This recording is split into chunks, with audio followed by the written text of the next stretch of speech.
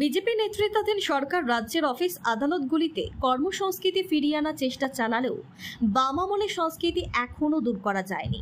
একাংশে সরকারি কর্মচারী নিজেদের মর্জি মাফিক অফিস কামাই করে চলেছে, অথচ মাসের শেষে নিয়মিত মাসোয়ারা গুনে নিচ্ছে তারা। নিজেদের দায়িত্ব ও কর্তব্য সম্পর্কে তারা মোটেই সচেতন নয়।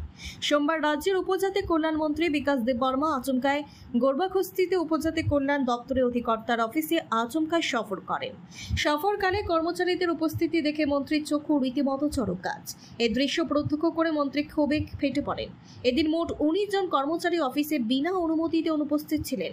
সফরকালে মন্ত্রী দপ্তরের অধিকর্তাকে নির্দেশ দিয়েছেন যারা অনুপস্থিত ছিলেন তাদের কাছ থেকে উপযুক্ত কারণ অনুসন্ধান করে আইন অনুযায়ী উপযুক্ত ব্যবস্থা গ্রহণ করার জন্য। আজকে আমি এসেছি গুরখাবস্তি আমার ট্রাইবাল ওয়েলফেয়ার ডিপার্টমেন্টে। আজকেও আমি প্রথমে গিয়েছি আমি ইন্দ্রনগরে হ্যান্ডলুম ডিপার্টমেন্টে। আমি এসে দেখেছি এখানে ম্যাক্সিমাম কর্মচারী, টোটাল কর্মচারী 19 জন মতন এসে নেই। কেন এসে নেই এটার জবাব ডাইরেক্টর সাহেবকে আমি বলেছি, এটা তথ্য নেওয়ার জন্য।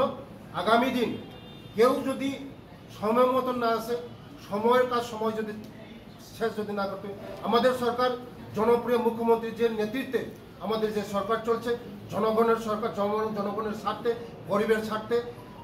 আমরা চাই মানুষের জন্য সেবা করা, মানুষের জন্য কাজ করা, সময়ের কাজ সময় শেষ করা, সময়ের মতন অফিসে আসা। নমস্কার।